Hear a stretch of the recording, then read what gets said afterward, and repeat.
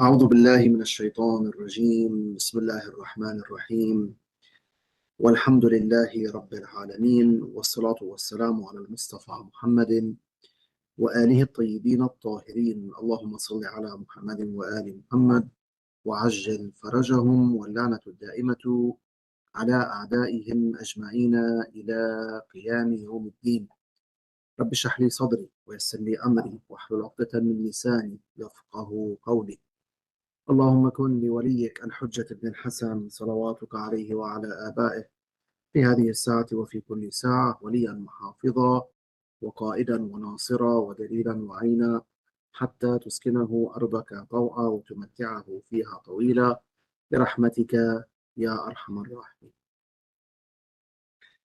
In our last lesson, we were speaking about fawaat al-mahal, and we mentioned the first case through which fawaat al-mahal takes place. We were talking about omitting a specific part of the prayer due to sahu, meaning due to unawareness.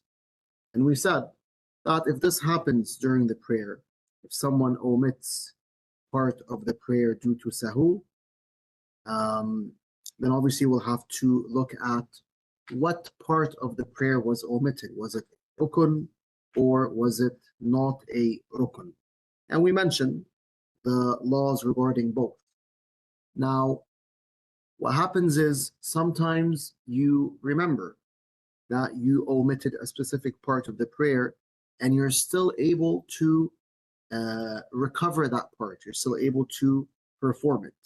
And sometimes, no, you can't recover it. You cannot perform it, meaning you cannot correct your mistake in the prayer because you've done something or you've entered a part of the prayer which does not allow you to go back and fix the mistake. That's what we call fawaat al-mahal. So now we're looking at how does fawaat al-mahal take place?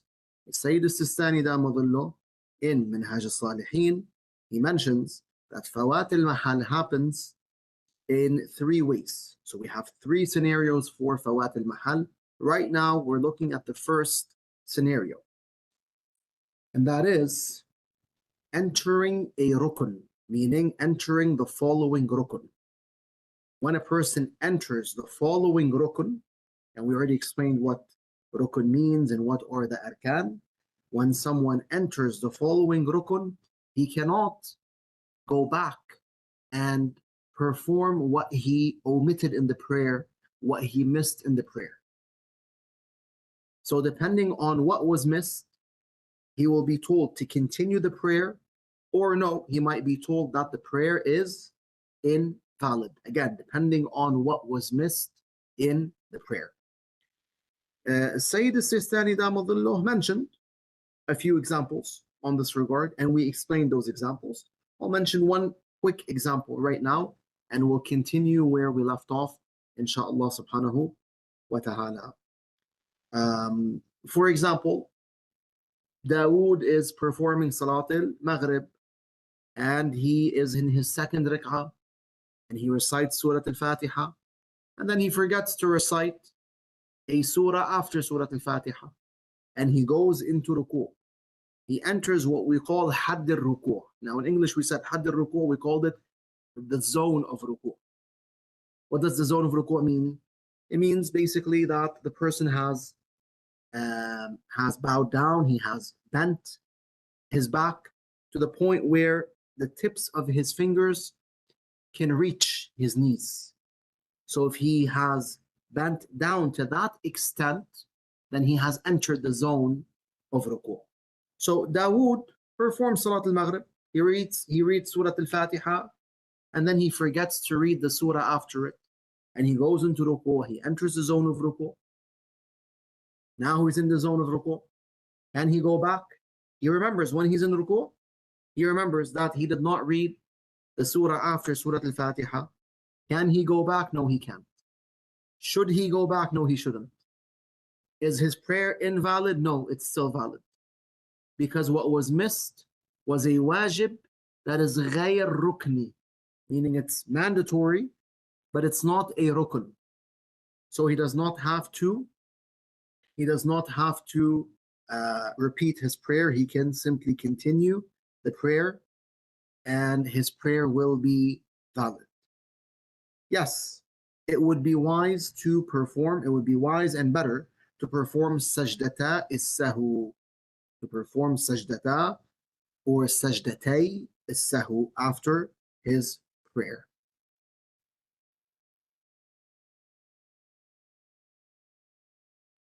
This is based on the laws of Sayyid Sistani. Now, for another marja, perhaps he will tell you that because he missed the surah after Surah Al-Fatiha, then he has to perform sajdatay as-sahu. Hence, remember, we have to refer to the ahkam of our maraja, right? But for Sayyid Sistani, in that specific case, if someone missed if he missed the surah after Surah Al-Fatiha due to unawareness, it is not mandatory on him to perform sajdatay as-sahu. Yes, it would be better to do it. So that being said, we're going to continue where we left off. We're still looking at the first scenario regarding fawaat al-mahal.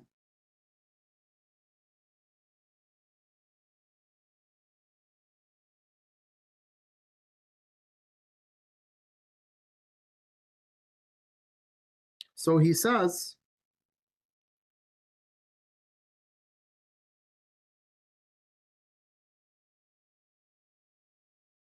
وَإِذَا نَسِيَ سَجْدَةً وَاحِدَةً. We're reading what Sayyid mentions in Minhaj al-Salihin in the chapter of al-Khalal, chapter of errors, the errors done in prayer. So he says, وَإِذَا نَسِيَ سَجْدَةً وَاحِدَةً أَوْ تَشَهُّدًا أَوْ بَعْضَهُ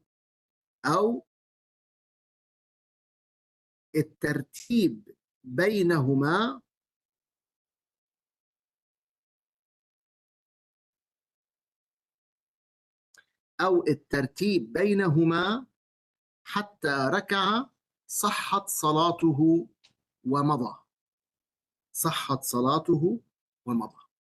So he says, if someone forgets one sajda from one specific rak'ah, all right? Why is he saying one sajda? Because we said many times, two sajdas of one rak'ah are a rukn. But one sajda of one rak'ah is not a rukn, it's wajib. Wajib غير rukni. So if he forgets one sajda and he does not remember that he forgot one sajda until he enters the zone of ruku', in that case, his salat will be what? It will be valid. There will be no problem with his prayer. Yes, after the prayer, he will have to perform qada as-sajda. He will have to make up the sajda that he did not perform, meaning the sajda that he missed.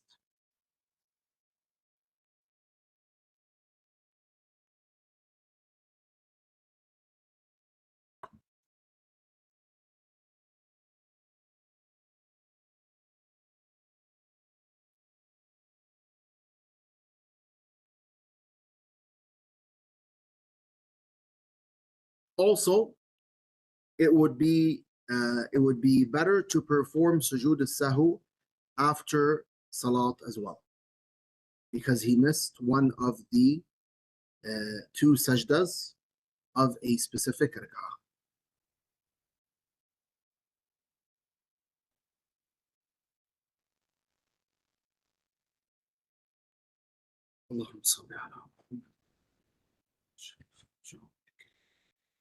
All right.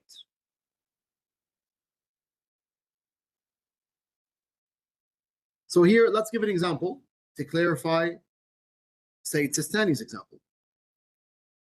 Again, we go to Dawood. Dawood is performing Salat al-Fajr. In the first rak'ah of Salat al-Fajr, Dawood goes into sujood. He says, Subhana Rabbi al-A'la wa bihamdih. Then he sits down, Allahu Akbar, Astaghfirullah Rabbi wa atubu ilayh. And for some reason, he goes into a state of sahu, a state of unawareness.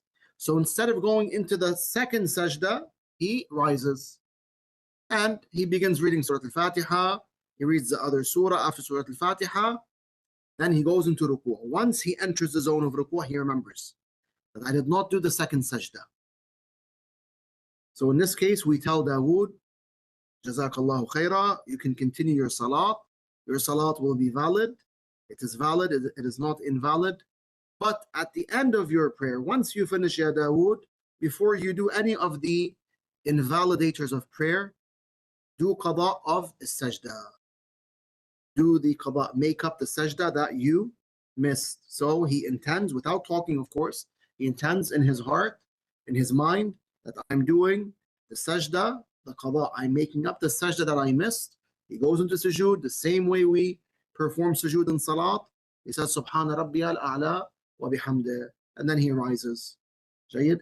Also, we said it would be better, according to Sayyid Sistani, to perform sajdatay as-sahu. But it's not necessary for this specific case. As for making up the sajda, it is necessary. He must do it. So here his salat will be valid. He says, وَإِذَا نَسِيَ سَجْدَةً وَاحِدَةً أَوْ تَشَهُّدًا. Sometimes what he forgets is not a sajda, it's a tashahhud. He forgets tashahhud, and he does not remember that he forgot the tashahhud. He does not realize that he omitted a tashahhud in the prayer until he goes into ruku', or he realizes after ruku'. Okay? For example, Kazim is performing Salat al-Asr. He does the first 2 rak'ahs, and at the end of the second rak'ah, he does the second sajda of the second rak'ah, then he sits down. Now it's time to do what? Tashahhud, right? He's in the second rak'ah, he's at the end of the second rak'ah, finished his second sajda, so it's time to do tashahhud. He sits down, and now he enters the state of unawareness, sahu. So he rises, and he performs the tasbihat al-arab in the third rak'ah. He goes into ruku', does his ruku'. He rises from ruku'. He goes into what? Sajdatan. Now, as he's doing his sujood, he remembers, I did not perform tashahhud due to unawareness. Okay? So he's not only remembering after he enters the zone of ruku'. No, he even passed the zone of ruku'. He's in what? The 2 sajdas of rak'ah thalitha, of the third rak'ah. So in this case, we tell him, your salat is valid. It's valid. But once you finish your salat, you must perform sujood as-sahw. It's a must. Because he missed a tashahhud. That's one of the cases where sujood as-sahw is necessary. And based on recommended precaution, it would also be better to do qada al-tashahhud. All right? So he makes up the tashahhud after the prayer. It would be better for him to do so, but it's not wajib, not mandatory, according to Sayyid Sistani, Dama Dhannuh. You might tell me, so what happens if he remembers that he did not perform tashahhud before ruku'? We mentioned this last week. If he remembered before he went into the ruku' of the third rak'ah that he did not perform the tashahhud, then he has to sit down. He sits down and he performs the tashahhud, then he performs everything else that comes after tashahhud in the proper order. So even if he had already said tasbihat al-arba', he has to repeat those tasbihat al-arba' after his tashahhud.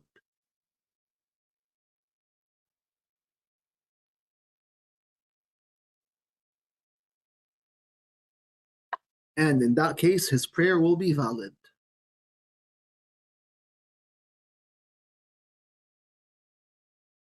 Yes, remember that sujood al-sahw have their own ahkam.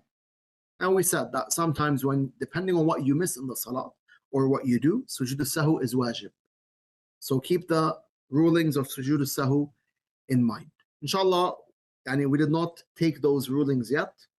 but you can read them on your own. And inshallah, after we finish with the rulings that we're taking right now, when we get to the chapter of sujood al-sahw, we'll mention the details of sujood al-sahw. We mentioned some details in the past, but not all. He says, أو بعضه. أو بعضه, what does that mean?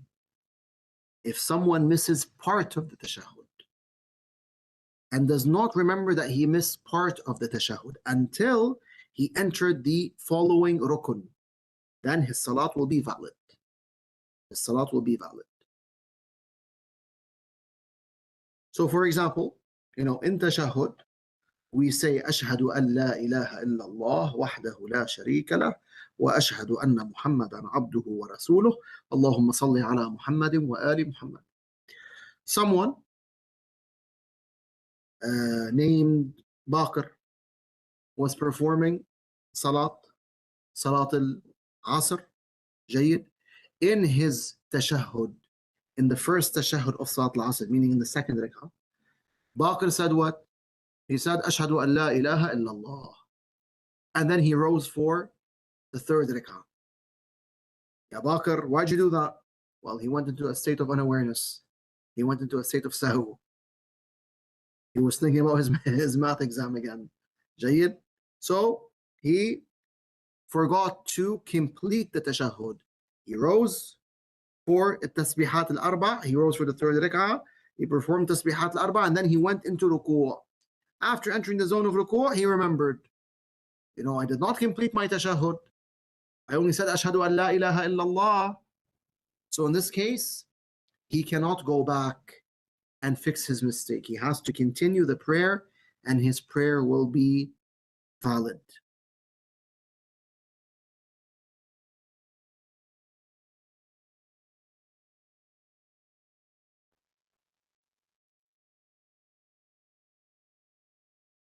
أو الترتيب بينهما. Sayyid Damadullah says, if someone makes a mistake in regarding to the order of the sajda and the tashahhud.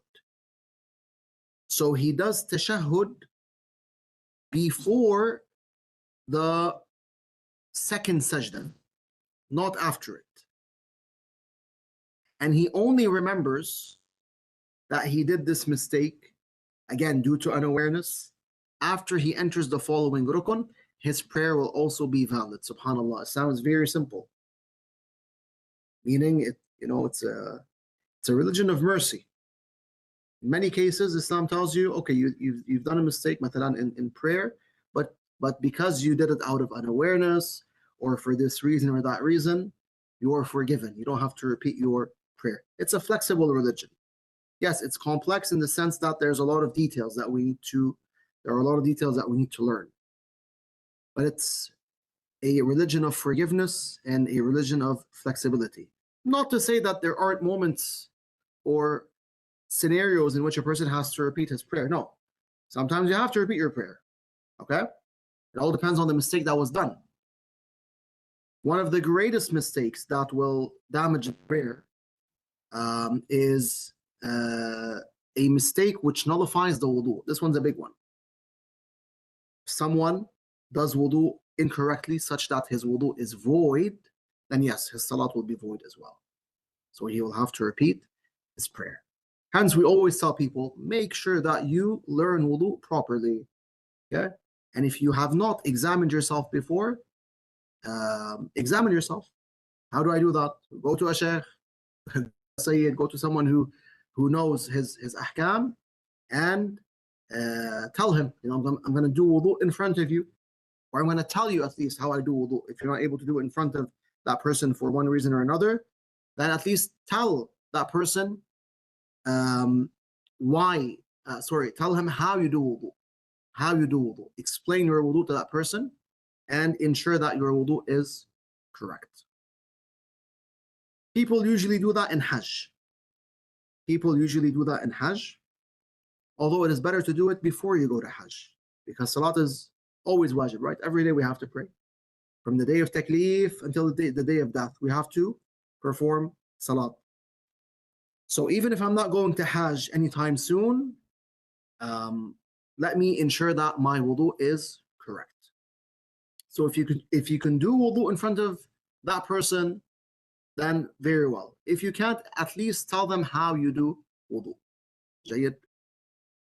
For example, if there's a sister who's a non-mahram and she goes to a sheikh, obviously she's not going to be able to do wudu in front of the sheikh, right? Because she has to wear hijab and observe hijab. But she can explain to him how she does wudu, and then she'll see if her wudu is correct or not. Nonetheless, so he says الترتيب بينهما. الترتيب.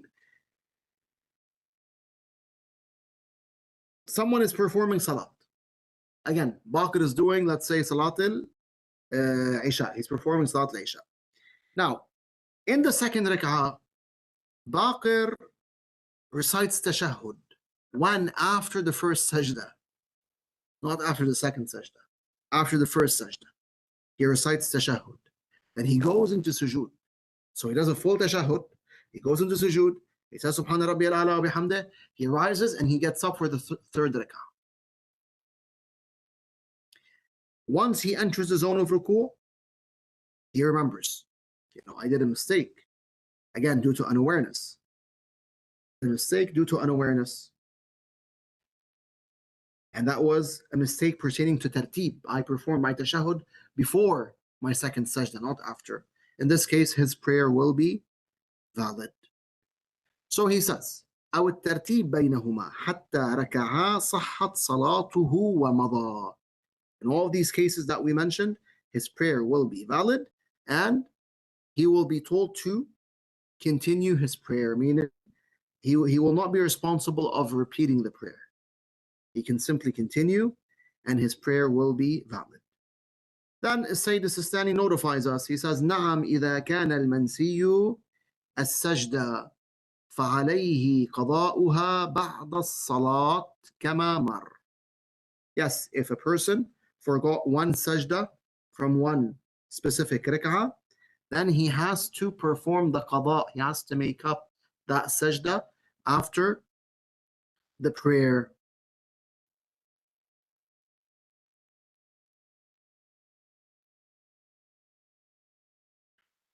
وإن ذكر قبل الوصول إلى حد الركوع تدارك المنسي وما بعده على الترتيب. But if he remembers that he made those mistakes, again, due to unawareness, he made one of those mistakes due to unawareness, قبل الوصول إلى حد الركوع, before he enters the zone of ruku', in that case, what should he do?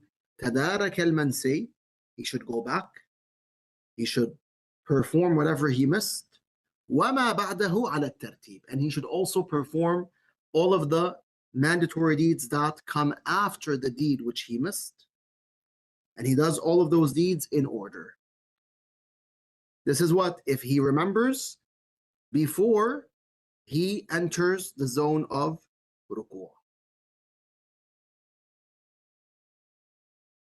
So, for example, Baqir is performing Salat al-Subh, Salat al-Fajr, and he goes into his first sajda, and then he rises from the sajda and sits down.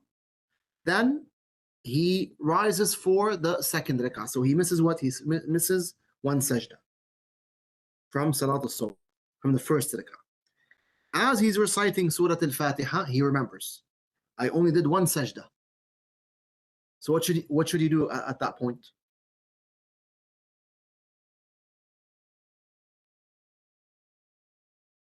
Sure.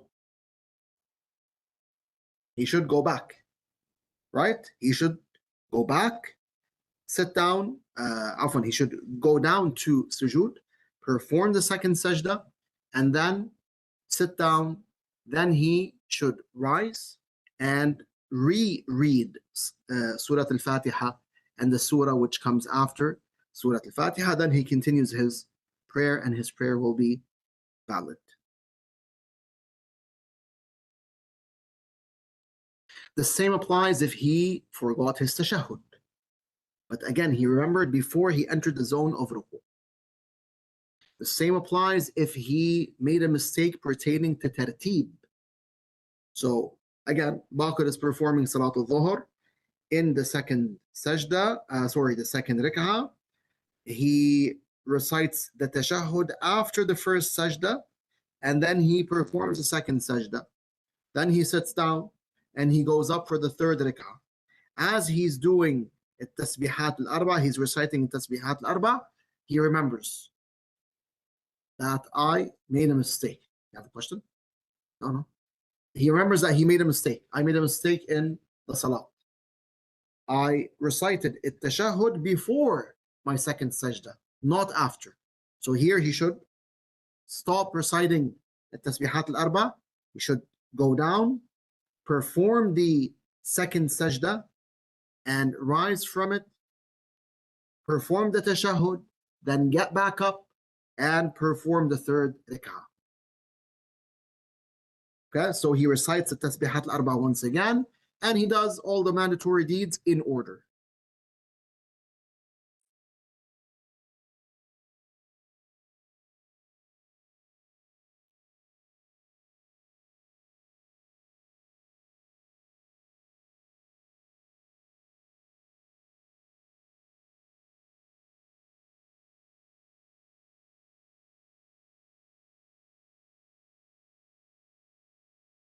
He says, وَتَجِبُ عَلَيْهِ فِي بَعْضِ هَذِهِ الْفُرُوض سَجْدَتَا السَّهْوِ كَمَا سَيَأْتِي تَفْصِيلُهُ. So he notifies us that in some of these cases, it will be wajib on him, it will be mandatory on him to perform sujood al-sahw. But he tells you that later on in the book, I will mention the details of sujood al-sahw.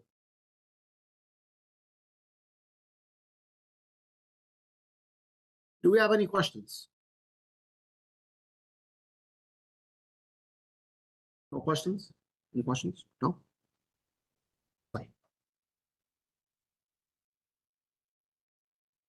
Let's see how much time we have left.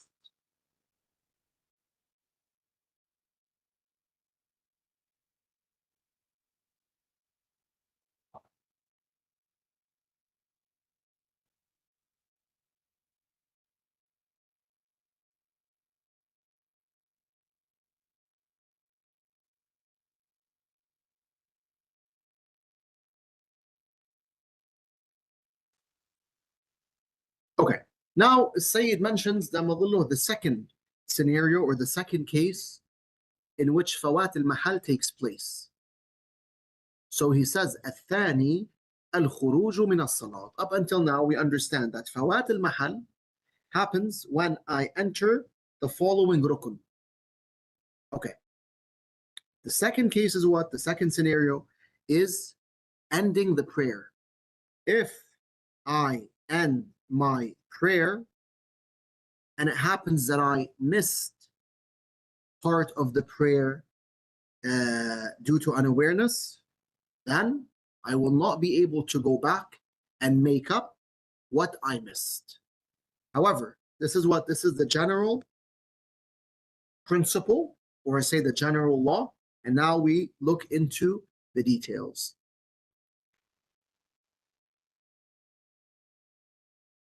So he says, فَمَنْ نَسِيَ التَّشَهُّدَ أو بعضه حتى سلم صحت صلاته وعليه سجدتا السهو إذا كان المنسي. He says if someone forgets the tashahhud or forgets part of the tashahhud until he performs salam, he does the salam. When you complete your salam, what happens? Your salat is done. Okay? Your salat is done. Let's go to the board to write a few points here. Beneficial points, inshallah subhanahu wa ta'ala.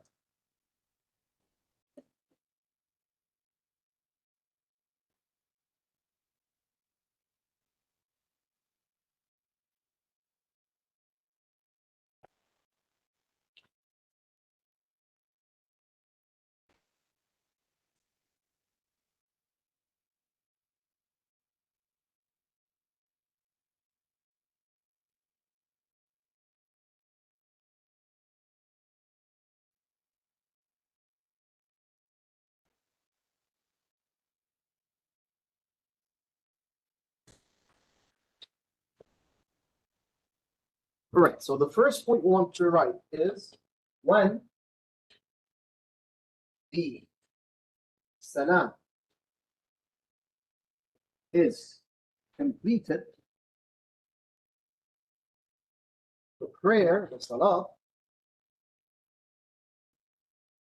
comes to an end.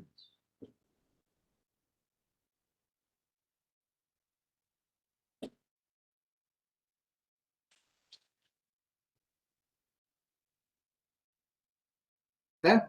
When you say the salam, you complete your salam. For example, you say, Assalamu alayka ayyuha nabiyyu wa rahmatullahi wa barakatuh. This, by the way, is mustahab. But one should, it would be better to say it. Assalamu alayna wa ala ibadillahi salihin. Assalamu alaykum wa rahmatullahi wa barakatuh. Now I've completed my salam. When the salam is complete, the prayer is done. Which means that the takbirat we do after salah, Allahu Akbar, Allahu Akbar, Allahu Akbar, they're not part of the prayer.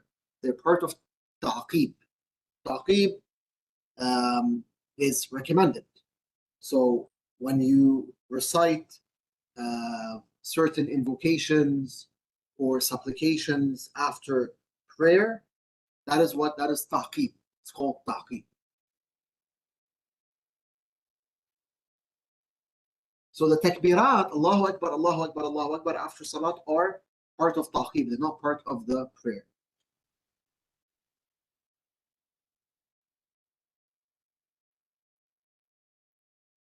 So we have a person, we have مثلا Sajjad. Sajjad is performing Salat al-Maghrib.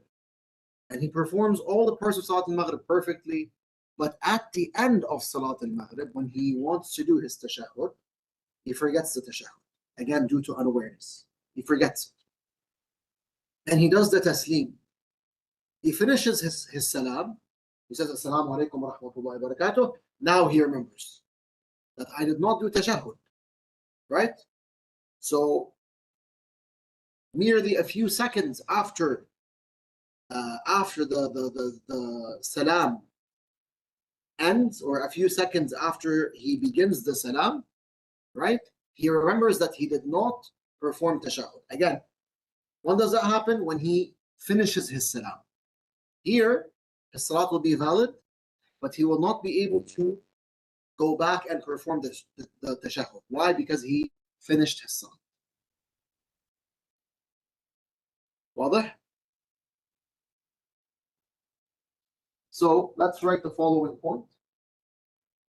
When the salam,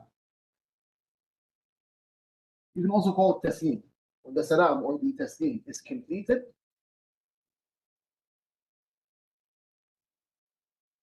person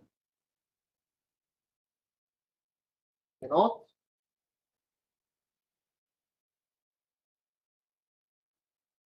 perform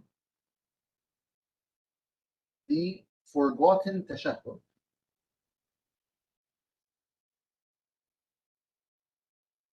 Meaning he cannot go back and perform the forgotten tashahhud. The same applies if he forgot part of the tashahhud, not all of it. He forgot part of it. Yes.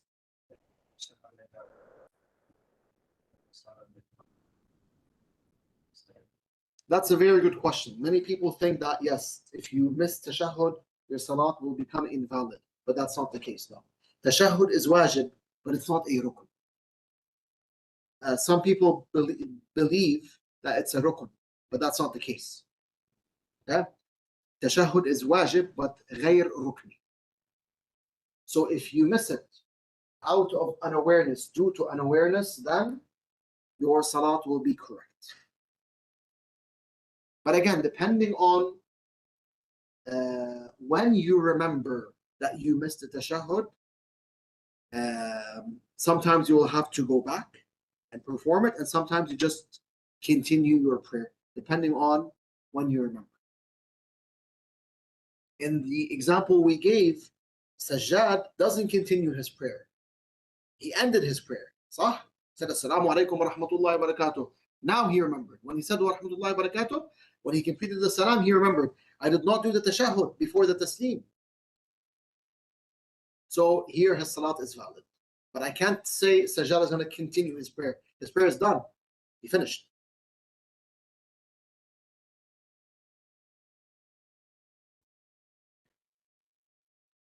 السيد says here, he says صحت صلاته وعليه سجدتا السهو إذا كان المنسي تمامه.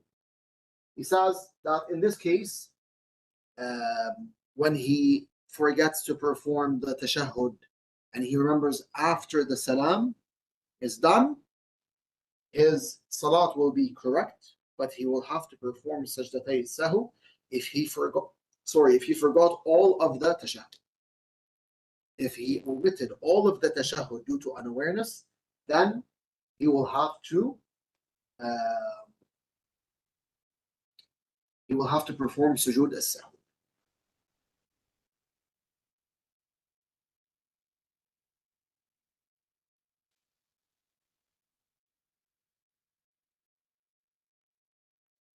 All right, what happens if I forget the two sajdas, the last two sajdas of my prayer, and I perform salam, meaning I end my prayer, right? Because prayer ends with salam.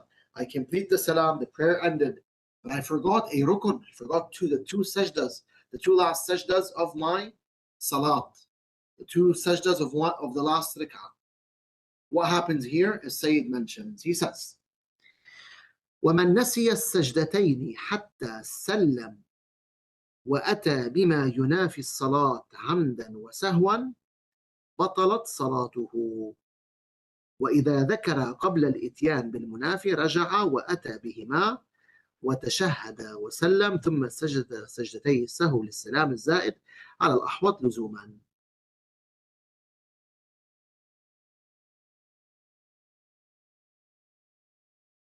So he mentions two scenarios. He says if someone forgot the two sajdas, meaning the two sajdas of the last rak'ah, and again he did not perform those sajdas due to unawareness, and he did not remember that he missed the two sajdas until he performed salam. Here he says we have two scenarios. The first one is وَأَتَى بِمَا يُنَافِي الصَّلَاةَ عَمْدًا وَسَهْوًا بَطَلَتْ صَلَاتُهُ. The first scenario is this person performs a deed which nullifies the prayer, meaning it invalidates the prayer, whether it's done purposely or done due to unawareness. If he remembers that he missed the two sajdas of the last rak'ah after he does salam and after he performs a deed which nullifies the prayer in all cases, when I say all cases, we're talking about nullifying the prayer when done purposely and nullifying the prayer when done due to unawareness, and in that case his salat will be invalid. Okay, these words are vague, so let me explain what Sayyid al-Sistani means. Here we have to go to the chapter of al-Mubtilat. So we go to Mubtilat al-Salah. Mubtilat al-Salah, meaning the invalidators of prayer.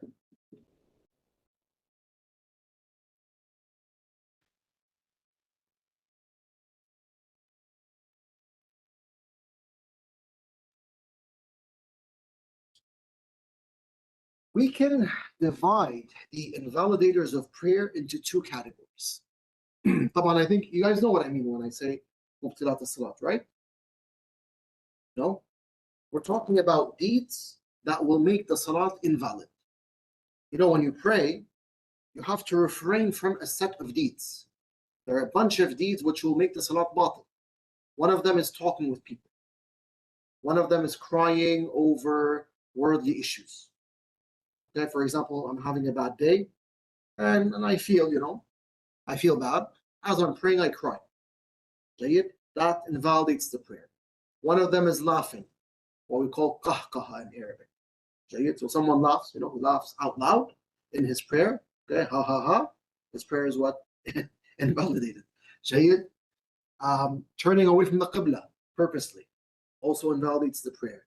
Losing your wudu in the prayer before you finish invalidates the prayer. جيد. So we have a bunch of invalidators of the prayer, just as we have mubtilat al-siyam, right? When we fast, we have 10 things that invalidate the fast. We call them what? Al-mufattirat. Correct?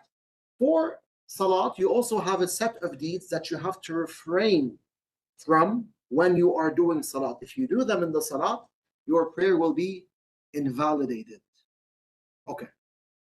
So these invalidators can be placed under two categories. The first one is the deeds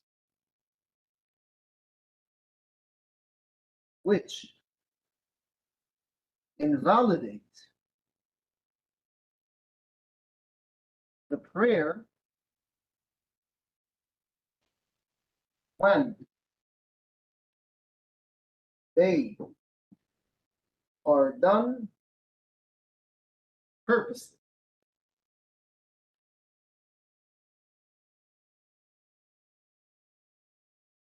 The second category is the deeds which invalidate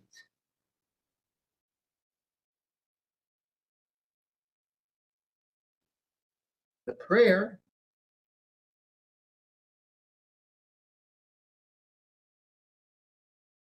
when they are done purposely or due to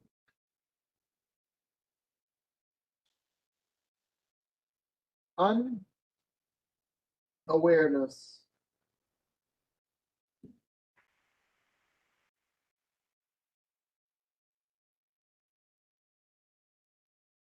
Okay?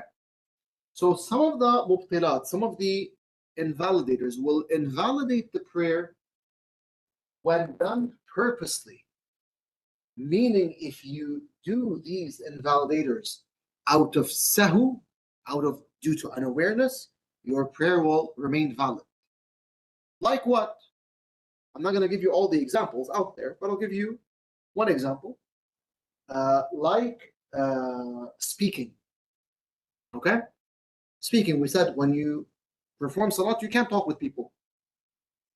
So if I'm performing salat, I can't tell my brother, مثلا, هي يجيب لي كباية مي, right?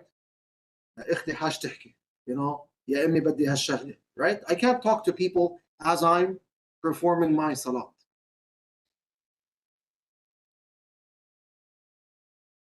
Yes, there is a case of exception regarding a salam. When someone says salamu alaikum to you in the salat, you must reply. But there are details regarding how you reply. Okay, for example, someone tells you salamu alaikum, you reply salamu alaikum. I'm not going to get into the details right now, but I just wanted to mention that point quickly. Nonetheless, so talking, for example, yeah, let's write that down. Example, talking.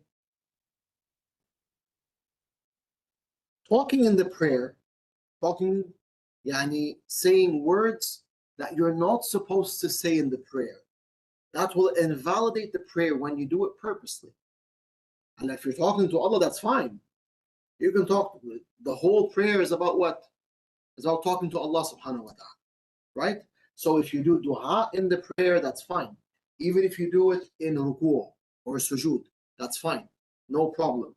If you mention Allah in the prayer, you say Subhanallah, Subhana Rabbi al-Azim, Subhana Rabbi al-Kareem, Subhana al-Wahid al-Ahad, al-Fard al-Samad, al-Ladhi lam yalid wa lam yulad, and you go on, praising Allah. That's fine.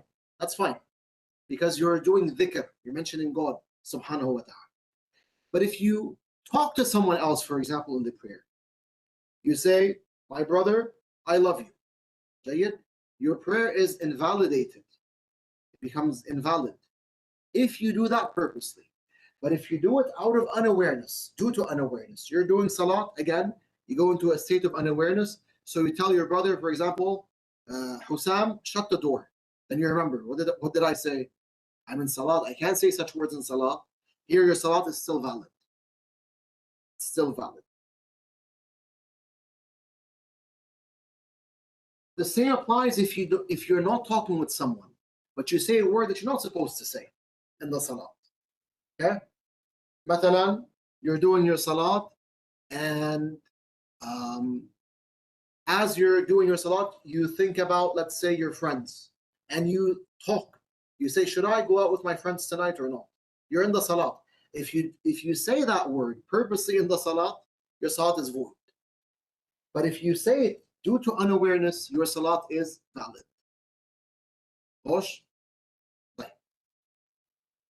So this is the first category, the deeds which invalidate the prayer when they are done purposely. The other category is what? The deeds which invalidate the prayer when they are done purposely or due to unawareness. Meaning they're going to invalidate the prayer whether you're doing those deeds purposely or no, you're doing them due to unawareness.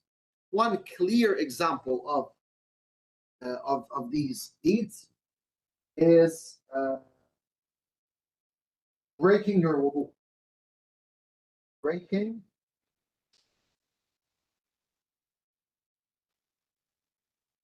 your wudu. If someone breaks his wudu or loses his wudu purposely or due to sahu, in both cases his salat will become invalid. Okay? So suppose you're very tired, you're exhausted, you're super tired, and you're doing salat, you go into sujood, and out of sahu, due to unawareness, you just sleep. You fall asleep in sujood. Okay? Here, your salat is void. Because we know that sleep breaks your wudu. Sahih? If you sleep to the point where you can't hear your surroundings anymore. If you get to that point of sleep, your wudu will be broken. Hence, your salat will be broken as well. The same applies if someone purposely breaks his or her wudu. Someone is performing salat, and they sleep purposely in the prayer. Jayyid. Then they wake up. Khalas. When they wake up, they have to repeat their prayer because they broke their wudu. Yes, there's one scenario, perhaps, that we can mention next week if we're still alive, inshallah, regarding breaking your wudu, which does not invalidate the prayer. We can mention that next week, inshallah. But in general, if someone breaks his or her wudu or loses his or her wudu purposely or due to unawareness, his prayer or her prayer will be invalid. Yeah, there's one case of exception, perhaps we'll mention it next week. Right. So we mentioned all of this because we want to understand what Sayyid Sistani mentions here. And we'll conclude with this statement, inshallah ta'ala. He says, ومن نسي السجدتين حتى سلم وأتى بما ينافي الصلاة عمدا وسهوا بطلت صلاته. If someone forgets to perform the last two sajdas of his prayer, again, he does not do those sajdas due to unawareness. Okay? And when he does the salam, he remembers, I did not do the last two sajdas. Here, Sayyid Sistani tells him, look at yourself. Have you done any of the deeds which invalidate the prayer when they are done purposely or due to unawareness? If you have, then your salat is void and you have to repeat it. So, for example, Khalid performs Salat al-Dhuhr, and at the end of Salat al-Dhuhr, he forgets the last two sajdas. Then he sits down, he performs tashahhud, and he performs taslim. Then Khalid takes a nap. When he forgot the sajdas, he missed the sajdas due to unawareness. Then he goes to sleep. After he goes to sleep, and he takes a nap for, let's say, 10 minutes, he wakes up and he remembers, I did not do the last two sajdas of Salat al-Dhuhr. Even if the nap was short, say he took a nap for not 10 minutes, 1 minute, 30 minutes, 30 seconds, so half a minute. He woke up, he remembered, I did not perform the last two sajdas in Salat al-Dhuhr. In that case, he has to repeat Salat al-Dhuhr because he did a deed which invalidates the prayer in all cases. Again, I told you, when I say all cases, we're talking about doing that deed purposely or doing it due to unawareness. So even if I suppose that Khalid remained seated, okay, he remained seated after his salah and he was facing the Kaaba, he didn't talk to anyone, but he slept as he was sitting down. He slept such that he could not hear his surroundings anymore. Then he remembered after he woke up that he had not done the two sajdas of the last rak'ah. In that case, his salat will be void and he has to repeat it. One will say, what about if he did not do the deeds, any of the deeds which invalidate the prayer when they are done purposely or due to unawareness? What happens then? We'll look at that next week, inshallah. Walhamdulillahi Rabbil Alameen. وصلى الله على المصطفى محمد وآله الطاهرين.